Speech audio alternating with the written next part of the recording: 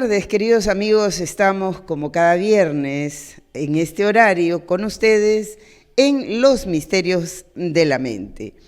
¿Qué traemos el día de hoy? Es importante que consideremos para la reflexión, para la evaluación en nuestras casas, allí donde quizás sentimos de cerca cada mañana cuando prendemos el televisor y vemos los noticieros, cuando vemos que a menudo nos asaltan las noticias cada día de una manera sorprendente, pero también con miedo quizás enfrentamos esas noticias que tienen que ver con criminalidad, noticias que tienen que ver con los asaltos, secuestros. Hace poquito nomás hemos estado en vilo por un secuestro que ocurrió en Lima, en el Cono Norte, y bueno, y hemos estado viendo cómo las intervenciones policiales en un sector y en otro. Hemos visto al nuevo ministro del Interior también haciendo acto de presencia, claro, de presencia con ciertas características que ya usted se habrá dado cuenta ahí donde está.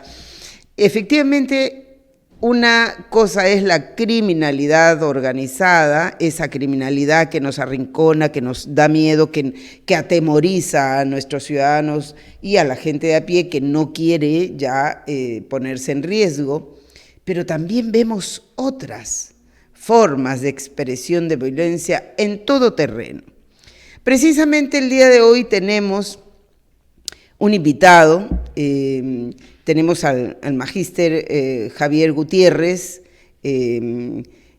que hemos tenido a bien considerarlo para compartir con nosotros las reflexiones del día de hoy al respecto de qué acontece en nuestro país desde esta mirada nuestra, desde la mirada de la ciencia, cómo enfrentamos la violencia, cómo la podemos enfrentar desde nuestros pequeños espacios familiares, desde nuestros domicilios, cómo así la violencia puede hacernos trastabillar y cómo así la violencia puede generar conductas que tal vez también nos pongan en situación vulnerable, tanto desde el escenario de la víctima como desde el escenario de quien victimiza a los suyos.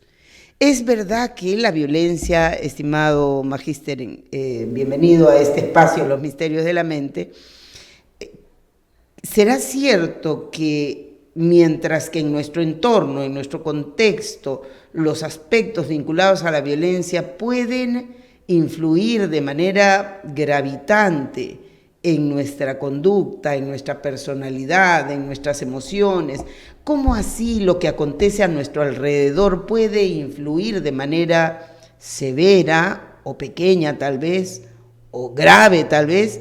¿Puede compartirnos algunas ideas al respecto? Bienvenido, su saludo para nuestros televidentes. ¿Cómo estás, Vicky? Un gran abrazo para ti, un gran abrazo para tu teleaudiencia, los mejores éxitos y los mayores deseos de continuidad de éxitos en este importante espacio, ¿no? Espacio de salud mental, aunque muchos no lo quieran. Es un espacio de salud mental dirigido por una psicóloga y abordando temas que justamente competen, ¿no?, a buscar el bienestar de toda nuestra población. Y en este aspecto de la violencia hay que enfocarlo bajo varias aristas, ¿no? ¿Cómo influye? Tendríamos que preguntarnos en primer término cómo nace la violencia o qué es violencia, ¿no? ¿De acuerdo? Porque violencia y agresión como que van paralelos, pero no son iguales. Y en el campo, en muchos campos profesionales, no se distingue, ¿no?, qué es violencia y qué es agresión, ¿no? Entonces, la agresión viene con uno de manera innata, de manera inherente y puede ser genético. La violencia es un aspecto de corte social que es aprendido por el ser humano, ¿no? Y en tanto que es aprendido, vamos a ver los factores, ¿no?, que que están envolviendo el desarrollo social de esta persona, conocer su espacio comunitario, su espacio social, conocer la dinámica de interacción y el núcleo familiar para ver cómo se están dando los tipos de comunicaciones en todos los espacios en los cuales se desenvuelve la persona. Identificar de alguna manera también cuáles son los factores protectores que el Estado, la comunidad, la familia le están dando a sus miembros, ¿no? ¿Para qué? Para que no se desarrollen factores de vulnerabilidad, ¿no? Y cómo el desarrollo de un país, ¿no? Se vuelve también un factor determinante para desarrollar niveles de violencia en las personas, ¿no? Entonces, cuando hablamos de violencia, no podemos hablar solamente de una mirada intrapersonal, ¿no? Sino que más bien hay que darle un enfoque ecológico, un enfoque holístico y estudiar a la violencia, como también tratar de explicarla bajo esta serie de entornos que envuelven al ser humano, ¿no? Su entorno social, su entorno familiar, su medio escolar, su medio laboral inclusive, ¿no? La misma vida de pareja también, ¿no? Va de alguna manera pues matizando, ¿no? Atisbos de violencia en el ser humano. Entendiendo también de que todos, de alguna manera, tenemos niveles de violencia. No hay un ser humano que no lo tenga. Si no lo tienes por sobrevivencia, lo tienes como una reacción justamente a las exposiciones de violencia en la cual tú te desenvuelta como peligro, ¿no? Entonces, frente a un peligro, ¿cómo reaccionamos? ¿De manera pacífica? Frente a un peligro que nos expone la vida. También vamos con todo porque estamos defendiendo nuestra vida, ¿no? Y el otro tipo ya de violencia un poco más social, más aprendida, que es la de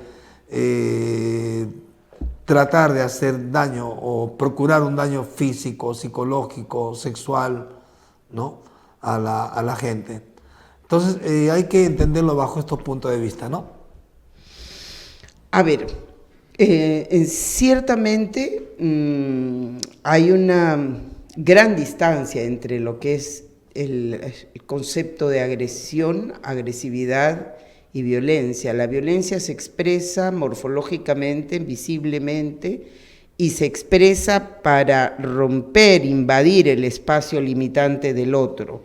Entonces, invadir al otro desde el aspecto emocional, verbal, psicológico, físico, económico, político, lo que fuese, si hacemos daño, rompemos esos límites que nos presenta el otro, estamos haciendo ejercicio de violencia. Pero obviamente la agresividad es la facultad que tiene el ser humano para responder frente a los estímulos que pudieran ser agresivos del entorno. Claro. Ciertamente, por ejemplo, si te sientes en peligro, tu naturaleza fisiológica va a orillarte a ese aumento, al trabajo de las glándulas suprarrenales para aumentar ese cortisol que se prepara bajo el miedo para responder con agresión. Es como literalmente nos ponemos los guantes para defendernos. Claro. Que venga el siguiente, pero acá estoy lista para la defensa. Esa agresividad es natural, es propia del ser humano, porque recordarás, el ser humano tiene ancestros de linaje animal. Nosotros claro. guardamos ese cerebro reptil que todavía tenemos, pero claro, que es un cerebro pequeño ya, que no dirige el repertorio de conductas porque ha sido por efecto de la evolución. Hemos pasado 500 millones de años después a aparecer ya el cerebro límbico y un poco más el cerebro cortical, que ahora felizmente gracias al proceso civilizatorio, nos gobierna, entre comillas, digo nos gobierna, porque puedes mirar los actos de salvajismo que ocurren en el mundo, en muchos pueblos y en muchas comunidades, y allí es donde yo me pregunto, oye, ¿qué pasó con el cerebro reptil? Tomó poder, se apoderó de la persona, invadió el trabajo prolijo que debe hacer el cerebro cortical, y ahí está un poco el nudo gordiano de nuestra reflexión, estimado Javier, y es lo siguiente. Cuando vivimos en un entorno, efectivamente, tú has subrayado el aprendizaje. No solo es el aprendizaje, la propia convivencia. Fíjate, las determinantes sociales te colocan en una situación, quieras o no. Es decir, lo que en tu entorno convives con ese entorno de alguna manera, ese entorno va modelando tu conducta. Fíjate, las distancias que hay entre una psicopatía y una sociopatía, graficadas claro, más o menos en ese escenario, pero la violencia per se, no sé si tú recordarás este caso emblemático, lo recuerdo siempre porque acostumbro a tomar nota de los casos emblemáticos más gravitantes para hacer un análisis reflexivo. Recordarás hace algunos años esta jovencita, alias La Gata, que la intervinieron porque acababa de matar, creo, a 2 o 3 personas, ¿no? En el Agustino. Por el Chifa. Sí, por el Chifa. ¿Sí? Fue un caso bastante sonado. Sí, no le dieron nada, no había trocito de pollo en el chaufa. Porque no había mucho pollo, porque le habían dado poco pollo, lo mató al chifero. Pero cuando los periodistas, pues siempre atentos, le preguntan a la muchacha y le dicen, pero ya, tú mataste al chifero porque sí, yo le dije que me diera más pollo, no me dio, entonces ya, por eso lo maté. Bueno, pero le dicen, ¿y por qué mataste a tu amigo? Porque estaba con un amigo con el que había ido a comer el chifa, ¿por qué lo mataste a tu amigo? Y ella se queda pensando y dice, sí, ¿no? Ah, sí, bueno, eso sí no sé, pues no sé. Porque eso sí me dio pena, porque era mi amigo. Ergo, nos quedamos pensando. El que la provocó, obviamente el chifero no le quiso dar más pollo y bueno, simplemente dejó rienda suelta a su manera. Esta persona estaba acostumbrada a vivir en un ambiente cuya herramienta de resolución de conflictos era violenta, ¿no? Era, sí, o me matas o te mato. Entonces esa era su forma que había aprendido ella para resolver sus conflictos. Pero cuando lo pones, la confrontas con el escenario donde se entiende que el cerebro límbico debe hacer su parte y le dice, oye, ¿por qué a tu amigo? Pues si tú misma estabas con el amigo, ¿por qué lo mataste a él? Se quedó pensando y dijo, sí, ¿no? Bueno, no sé. Fíjate, ¿esto qué nos hace pensar? Que hay una suerte de disociación entre su plano consciente, o sea, sí, ¿no? Ahora me doy cuenta de que lo maté por gusto, o sea, lo maté porque era mi práctica matar. O sea, no había esa conexión entre el cerebro límbico y el cerebro cortical. Claro, es que la violencia, si la vemos desde, como te digo, yo siempre voy a trabajar el enfoque ecológico, ¿no? Porque es una corriente que nos da pues una explicación de manera más holística, más resolutiva y menos parcial, menos segregacionista, ¿no? La violencia es holística, pero también la violencia es reactiva, como a la vez también puede ser instrumental, ¿no? Hay muchas personas que son utilizadas para generar violencia, y esto lo sabemos, ¿no? Y hay otras personas que reaccionan de manera violenta, ¿no? Por defender una causa laboral en este caso, por ejemplo, ¿no? O cuando salen los jóvenes a protestar en las manifestaciones, ¿no? En los casos que ya conocemos, ¿no? A nivel de la política, ¿no? Ellos salen y expresan violencia cuando son de alguna manera provocados por la policía. Y la policía expresa violencia porque están trabajados instrumentalmente para responder de esa manera, ¿no? Tal como vienen las órdenes desde arriba. Entonces, mira, allí se operan dos tipos de violencia, ¿no? La instrumental y la reactiva, ¿no? Y esta prendida habitual, llamamos el caso de la gata, ya es una violencia que linda ya pues con lo psicopático, ¿no? Simplemente con el placer de matar porque quiero matar. Esa es una de las manifestaciones, ¿no? de la psicopatía. Entonces, ahí estamos hablando ya de un trastorno pues, de personalidad que se aparta de lo que te quiera plantear una posición de las teorías, por ejemplo, del sistema límbico, del sistema cortical, ¿no? Ya el piso cortical no funciona allí, ¿no? Porque tiene un cerebro reptiliano totalmente avanzado, totalmente libre y como libre no tiene control, ¿no?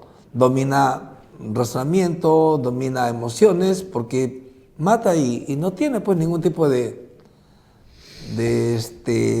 remordimiento, ¿no? Mira, alguien decía, en alguna ocasión escuché a un dirigente político, escuché alguna vez diciéndole, no, sí, bueno, ya se equivocó, bueno, cometió una infracción, refiriéndose a un caso de violación, por ejemplo. Sí, la gente tiene derecho a rectificar. Por ejemplo, la violencia sexual ha sido de alguna manera sublimada en un desarrollo social global en muchos pueblos de una manera concomitante a su crecimiento civilizatorio. Algunas comunidades entienden que el avance, la violencia sexual puede haberse convertido en una especie de normalidad para algunas comunidades, pero nuestras sociedades, a la luz de nuestras leyes, nuestras maneras de desarrollarnos, entendemos a la violencia sexual, por ejemplo, como una barbarie, como un acto bárbaro, como un acto de invasión de la privacidad de otra persona que se niega a ser invadida sexualmente. Y entonces que alguien en este patrón de cosas, en este estado de cosas, en esta sociedad nuestra, te diga, siendo dirigente político, te diga, bueno, la gente tiene derecho a cambiar y a rectificar. Yo lo entiendo de dos maneras. O estamos hablando de alguien que considera que la violencia sexual es casi normal porque probablemente en su entorno ocurrió, o probablemente le parece que bueno, que no es tan importante, porque quizás pues bueno, las personas, esto se puede considerar un error. O la otra posibilidad que ensayo es que nos hemos vuelto tan... ¿Te acuerdas esa frase popular que existía antes? Lo escuché a mi padre muchas veces decir, una raya más al tigre no le hace. Nos hemos vuelto una sociedad anómica, es cierto, pero también nos hemos vuelto una sociedad anedónica. Ya no nos duele el dolor ajeno, ya no nos conmueve nada, ya no el dolor que hemos sentido, esta persona, digo, ¿está normalizando la violencia o simplemente es, como muchos políticos, dejar hacer, dejar pasar, que el mundo camina solo, yo me lavo las manos, conmigo no es, mientras yo no sea, mientras a mí no me toque, ¿qué me importa? ¿Te percatas de lo que te acabo de decir? No te estoy diciendo algo que ha ocurrido hace 10 años, te estoy diciendo algo que ha ocurrido muy ahorita, ¿no? Entonces, ¿qué puede estar pasando en la cabeza de una persona para pensar así? En primer lugar, tenemos que, concuerdo completamente contigo, ¿no? De que, ¿qué está pasando por su cabeza? Pero tenemos que más bien hacer la pregunta, ¿cuál es el nivel de preparación que tiene nuestra clase política ahora? Eso es. ¿No? Porque con un par de soles, ¿no? Y con un apoyo económico, cualquiera se lanza. Cierto. Sin tener la preparación correspondiente, ¿no? respetamos el derecho de todos, ¿no? A elegir y ser elegido. Son nuestros derechos. Pero también yo creo que debe haber filtros correspondientes, ¿no?, al interior de los partidos para saber a quiénes elegimos. Claro, imagínate, lo que ha pasado en el Congreso, no nos olvidamos del congresista violador, congresista que violentó sexualmente a una trabajadora del Congreso en el interior del Congreso. Me pareció realmente dramático. Ahora, pero lo peor fue que los congresistas lo cubrían con su manto de impunidad por mucho tiempo. Le aplicaron una sanción pequeñita primero, como una palmadita, ya, pórtate bien, ya, así le aplicaron. Claro que la gente y la insistencia hizo su parte y por supuesto recibió sanción finalmente como corresponde a ley. Pero esas actitudes, las de espíritu de cuerpo que le llamamos, no significa también, como estoy hablando de este dirigente político, ya no importa, déjale pasar. O sea, nos estamos volviendo violentos porque tenemos una sociedad anómica, una sociedad que ya está rayando no la inmoralidad, sino la amoralidad, tal vez. Ya no sabemos distinguir entre lo que es bueno y es malo. ¿Qué está pasando? ¿Qué clase de salud mental estamos heredando a las siguientes generaciones? Esta generación, la que estamos viendo tú y yo, dicho sea de paso, les confieso en este momento los misterios de la mente. Javier es un compañero de la universidad, estudiamos psicología en la misma facultad y por lo menos en lo que a mí respecta, en nuestros tiempos, lo malo era lo malo y lo bueno era lo bueno. ¿Qué está pasando con bueno, no diría yo con nuestra clase política? Ya, la clase política hoy está totalmente oleada y sacramentada como parte de ese conjunto del mal que nos está acechando en el Perú realmente. Pero ¿qué está pasando con nuestra humanidad? Que ya no nos sorprendemos de cosas tan tremendas que pueden estar ocurriendo en las comunidades. ¿Qué cosa puede estar aconteciendo que nos hace tanto daño mentalmente? ¿Por qué nuestra salud mental no reacciona? No hay esa disquisición cognitiva que nos debe orillar a elegir esa pauta importante, saludable, serena, equilibrada, para aterrizar en algo que sí es positivo. Claro. En términos estadísticos, la violencia ha ido en evolución acelerativa, en lugar de desacelerarse. De acuerdo. ¿No? Se ha acelerado, a pesar de los esfuerzos que se hacen desde el Estado, desde el gobierno, desde el Congreso, desde los ministerios, desde la misma sociedad civil, ¿no? Pero antinómicamente se ha acelerado. Ahora, ¿por qué se ha acelerado la violencia, no?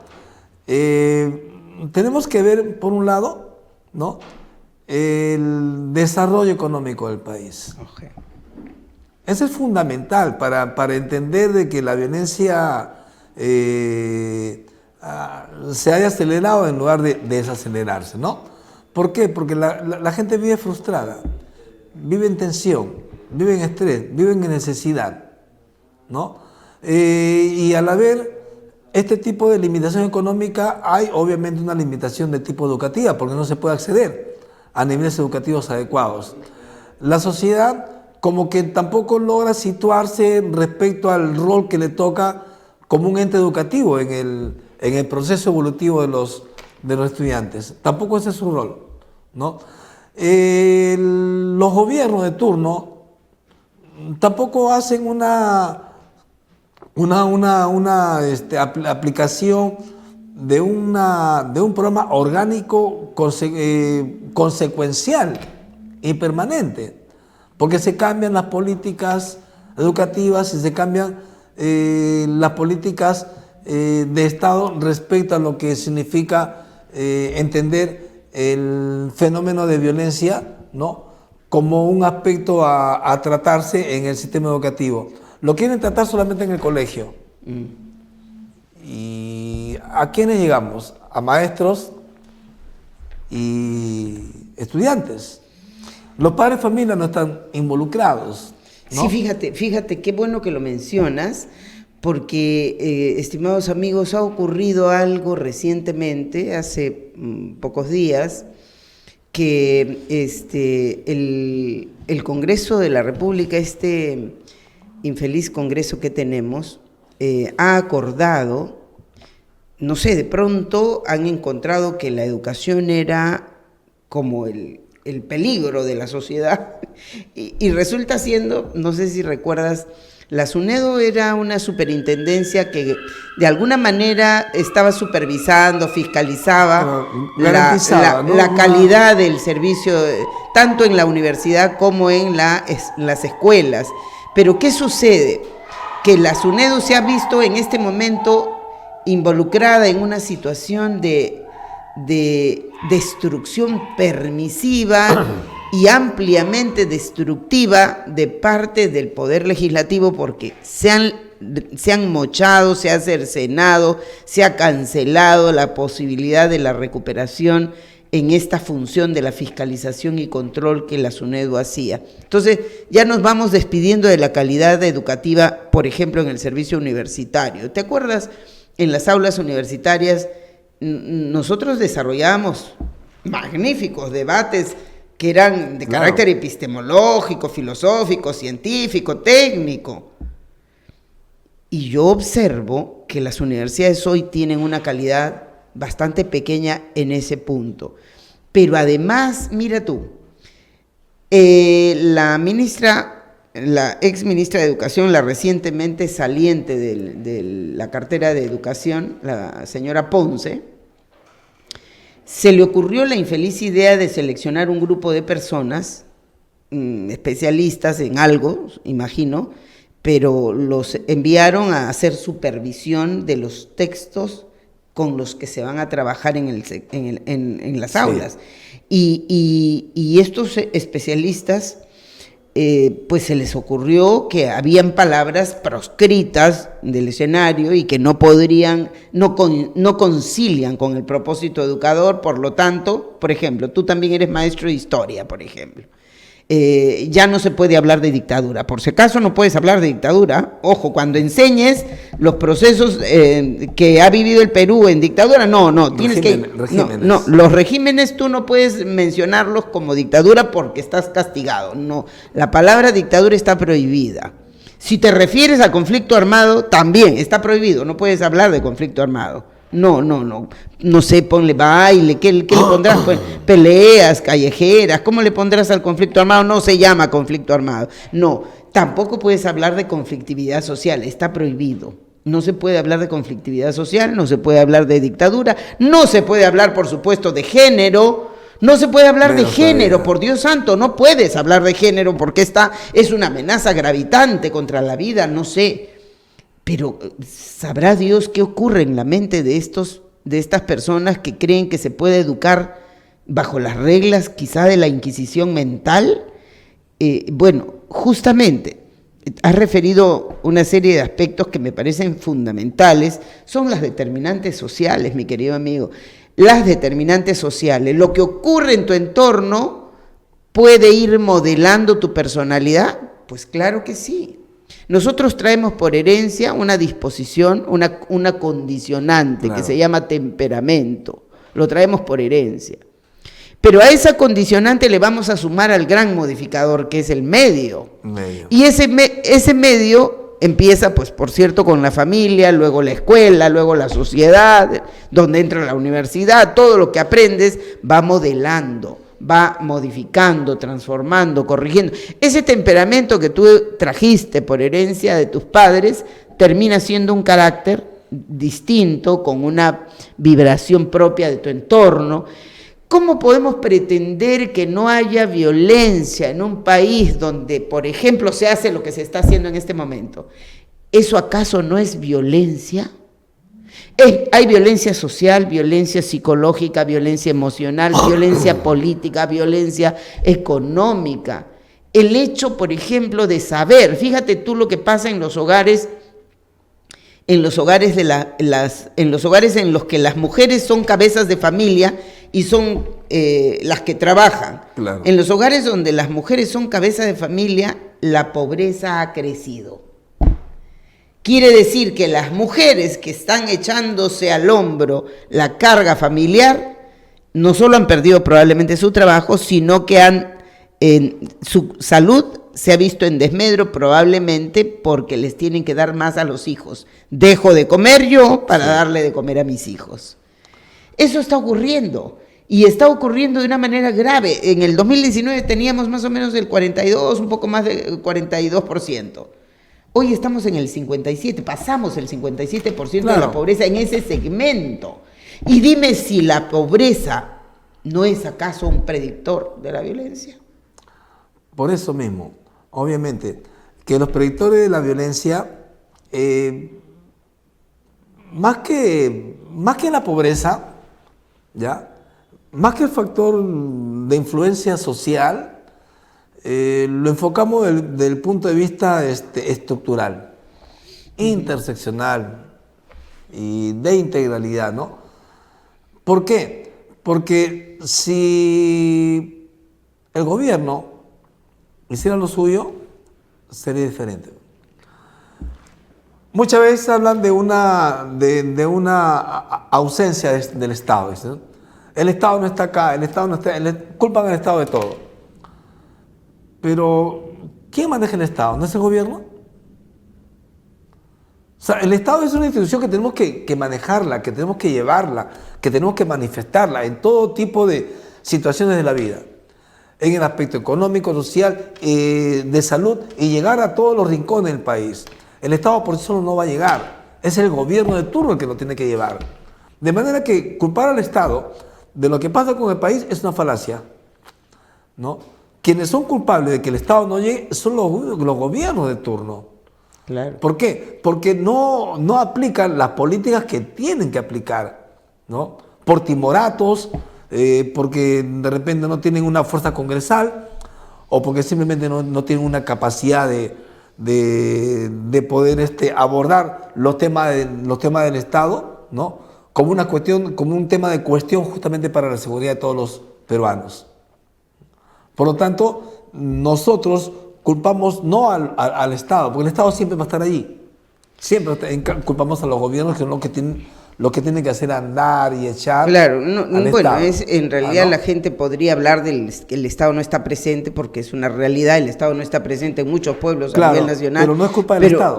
Obviamente, es culpa de los gobiernos. El Estado es una estructura organizada por los hombres que gobiernan, y los gobiernos son los elegidos, por desgracia, por la gente, ¿no? Claro. Javier, hemos llegado a un punto en el que debemos dejar un espacio para que los comerciales aparezcan. Bien. Iniciamos una campaña contra las violencias, precisamente, que vamos a ir a un pequeño corte precisamente para poder observar este interesante spot publicitario que refiere nuestra posición respecto a la violencia. Volvemos en unos segundos.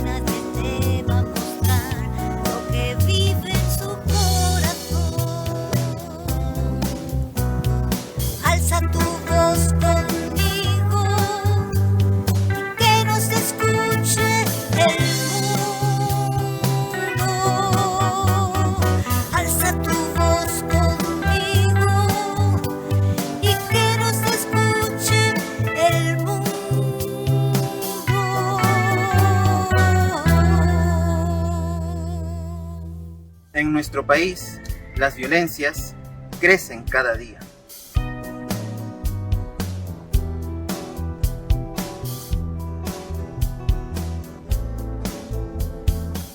El miedo nos paraliza. Queremos vivir con seguridad y confianza. Ya no queremos más burlas ni muertes.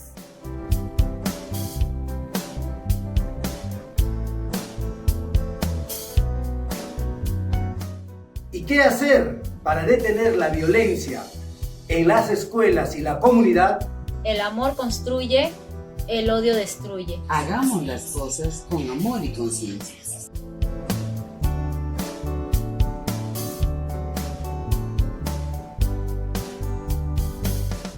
La mujer es la piedra angular de la sociedad.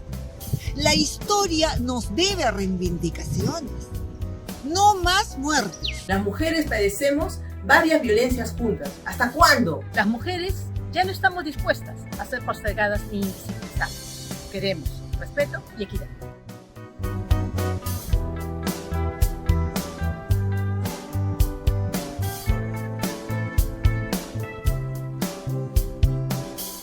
Todos somos importantes y valiosos con nuestras diferencias. Y no se olviden de nosotros, también somos importantes. No somos gatos, somos experientes. Merecemos vivir libres de miedo y de violencia.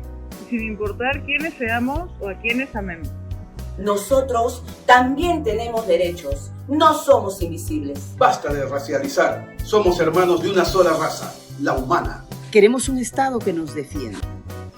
Las violencias son el reflejo de una sociedad en emergencia. Todos queremos un Perú con empatía, justicia y sin violencias. Gracias por hacer tu parte. Muy bien, querido amigo, estamos haciendo nuestra parte. Dice él, haz tu parte. Hagamos nuestra parte. Nosotros desde el escenario de la reflexión, desde el escenario de la creatividad en nuestro espacio, en nuestro ejercicio profesional, podemos sensibilizar a la comunidad para enfrentar las escenas de violencia que pueden estar en nuestro entorno y que no podemos nosotros manejar, porque, por ejemplo, lo que pasa a nuestro alrededor, hablábamos del hambre, hablábamos de la inequidad, hablamos de la injusticia, todo eso nos enerva. ¿Puede llevarnos hasta la violencia? Probablemente a muchas personas sí. Probablemente a otras no, dependiendo de cómo están sus condiciones personales, familiares, educativas, culturales, emocionales. Quizás muchos están más vulnerables que otros. Pero sin embargo, ¿qué estamos haciendo con la salud mental en el país? Se entiende que, por ejemplo, el Ministerio de Salud debe incorporar el tema de la salud mental en condiciones de emergencia. No puede ser posible que solo los aspectos de la salud física puedan ser consideradas en emergencia. Hay una amenaza pandémica y ya estamos preocupados porque la gente puede morir, pero estamos observando que la salud mental está cada día más endeble. Estamos en emergencia porque hay violencia indiscriminada, porque hay resistencia a entender que la violencia puede ser detenida desde la política prevencional, promocional, desde el Estado. Los profesionales de la salud mental hemos entrado por mucho tiempo en un proceso casi anómico y en algunos segmentos estamos haciendo un esfuerzo. Ahora último, el Colegio de Psicólogos ha venido desarrollando algunas intervenciones que observo que tienen el propósito de poner el dedo en la llaga. No obstante, por ejemplo, encontramos que la ley de salud mental, esta ley que tiene una mirada comunitaria, entre comillas, ha desactivado el proceso hospitalario de la salud porque efectivamente lo estamos llevando a la atención comunitaria, ambulatoria, en fin, temporal con la propuesta comunitaria. Pero en un país que ha tenido la salud mental en este franco decremento y que tiene en este momento una alta vulnerabilidad, el incremento incesante en los niveles de depresión, de ansiedad, de angustia, de bipolaridad en los jóvenes, en este momento es absolutamente indetenible. Y no tenemos, por ejemplo, este esfuerzo que se está haciendo en lo del soporte socioemocional, que yo destaco, valoro, pero eso no es resolver el problema. El problema sigue sin resolver. El soporte socioemocional es la palmadita que se necesita para no terminar desbarrancándose, literalmente. Pero esa palmadita, mi querido amigo, no resuelve los problemas del origen. El problema del origen sigue estando ahí. Si no hacemos promoción en salud mental, y desde acá aprovecho el programa de los Misterios de la Mente para convocar al Estado. Utilice la infraestructura, utilice lo que tiene instalado para hacer promoción en salud mental. Ya no solo prevención, sino promoción en salud mental. Necesitamos decirle a los padres de familia en las escuelas, por eso necesitamos urgente que regrese la escuela para padres, es una emergencia que regrese la escuela para padres.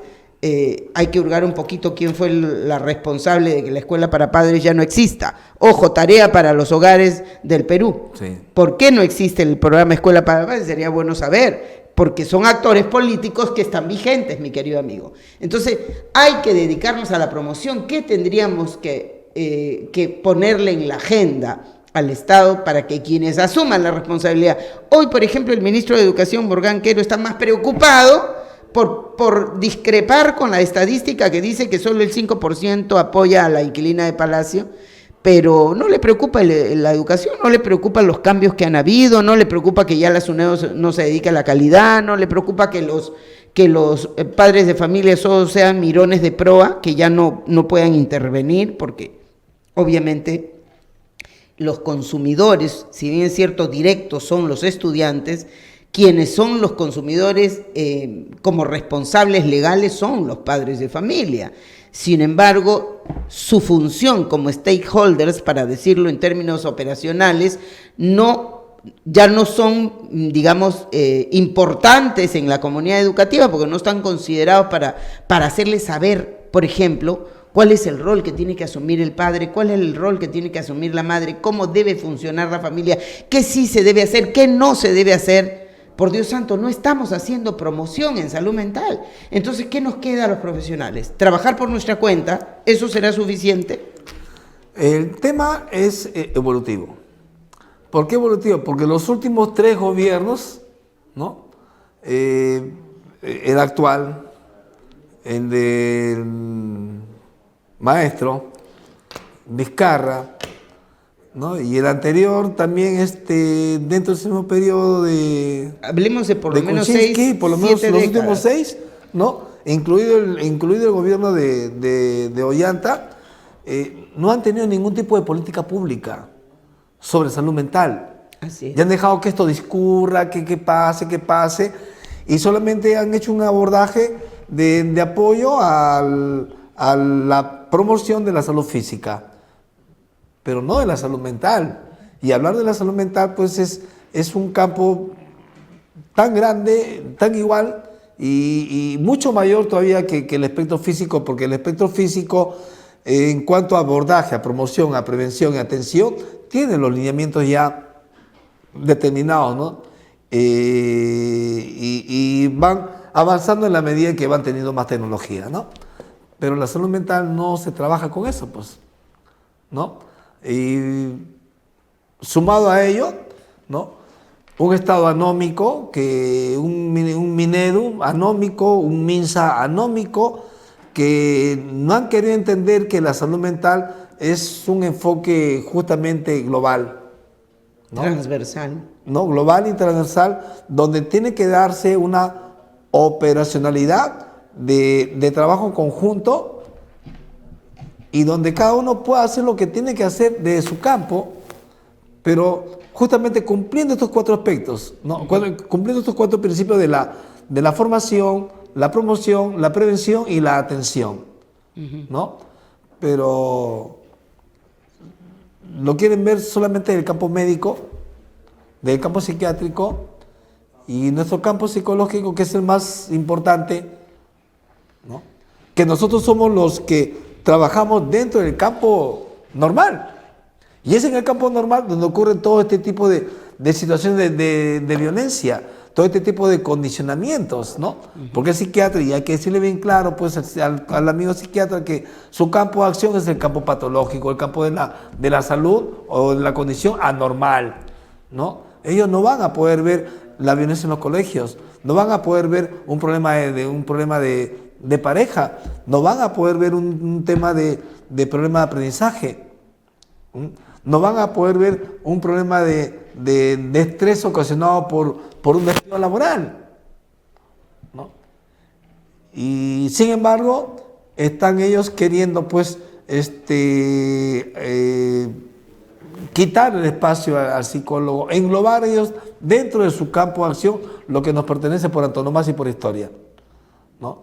¿Qué tenemos aquí? Tenemos un divortium de los operadores de salud, ¿no? Ya los psiquiatras y el colegio médico han emitido sus comunicados donde rechazan la modificatoria que se están haciendo ya a esta nefasta ley de salud mental, ¿no? La 3947, donde justamente hoy ya se está entendiendo la labor del psicólogo. Se está entendiendo cuál es nuestra posición de trabajo en el ámbito de la salud mental. Y es una posición que no es antojadiza del Colegio de Psicólogos, no es antojadiza de una mirada sesgada, ¿no? Esto viene ya, digamos, bajo un enfoque universal dado por la propia ONU, ¿no? Entonces, ¿cómo entender que aquí también hay violencia, por ejemplo, ¿no? Y cómo entender de que estos galenos, estos médicos, estos psiquiatras, ¿no? No están solos en el campo de la salud mental, y el campo de la salud mental no es propiedad de ellos. Sí, curiosamente yo debo decir ahí, estimado amigo, un detalle bastante claro para la reflexión de la gente, ya estamos terminando. Los médicos son médicos, pues, no se ocupan de la salud, se ocupan de los aspectos donde no hay salud. Claro. Se ocupan de los enfermos, no de la salud. Los que se ocupan de la salud son efectivamente los psicólogos, porque los psicólogos trabajan el abordaje del ser humano cuando todavía no ha entrado al proceso de la enfermedad. Claro, del entonces emocional en primera la línea. salud mental es el campo del psicólogo porque precisamente estamos hablando de un terreno donde no hay patología. Cuando hay patología, estamos hablando de enfermedad, le corresponde al plano de los médicos, porque los médicos son los que medican, ¿no? Los psicólogos no medican. Muy bien, queridos amigos, estamos ya al término de los misterios de la mente. Les prometo venir en el próximo programa para hablar sobre temas más coloquiales, quizás allí para entendernos un poco en el hogar, qué está pasando cuando hay infidelidad. ¿Qué está pasando cuando el proceso de la compatibilidad en la pareja empieza a fracturarse? ¿Cuáles son los elementos que contribuyen para esa fractura? Con eso vamos a venir la próxima semana, les prometo, pero el tema de la salud mental es urgente tratarlo en todos los escenarios. No me puedo ir, estimado amigo, sin decirle a nuestros televidentes que la protección de la salud mental usted la puede hacer ahí en su casa. Ahí en su casa proteja su salud mental, porque no podemos estar indemnes frente a una situación que nos invade, que nos contamina, que nos puede hacer daño.